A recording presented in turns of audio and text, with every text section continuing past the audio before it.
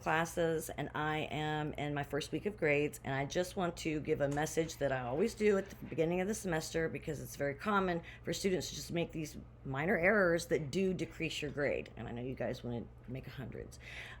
The first one's going to have to do with discussion posts. Discussion posts must take place on at least 2 different days of the week. This allows for you to participate, to argue, debate. Somebody posts on your post, and maybe they don't get to their posts until Thursday, but you post it on Tuesday, and then you reconvene on Sunday. This is the discussion. This is the point of the discussion. Sorry. So we want to make sure we post on different days during that weekly discussion, and points will be deducted if we don't. Typically, like a Thursday and Sunday, but it's up to you. It could be just 24 hours apart. Then it's going to be citing and referencing APA format. We want to make the whole point of learning in academia is, and the difference between social media is that this isn't an opinion-based class. We need to see that you read the material, that you are comprehending it, and that you're applying it, and then you're applying your knowledge to their knowledge. So we have to make sure we give credit where credit is due. We have to cite and reference, and this is the best way to do it. This is the easiest way to remember APA, is whatever it starts with in the citation, it should end with in the reference.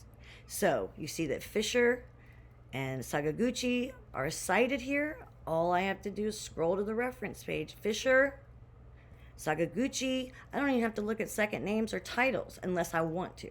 So if you have like a web page that's cited, which is fine, it better be the web page on the reference section. Do you see? So I can easily identify what you're referring to. That's the point of the reference. And what do we refer? Oh, goodness. We must cite and reference almost everything. No, I mean, really, this term common knowledge, I don't really care for it, but let's say that everybody knows that Lincoln is the capital of Nebraska. And I think most people do. That's common knowledge. That doesn't need to be cited. Now, if you're going to tell, or in the paper, tell me about the stats that are in Nebraska, something you would have to look up at some point. You didn't do the research, right? You didn't do the findings. You got that information from somewhere, so just give it credit. And again, if your grades are poor, just please know that you have resubmission opportunities. I will be posting 2 APA format videos on the announcement, so that if you are unfamiliar, please don't freak out. Like I said, the best way to remember is those 2 terms.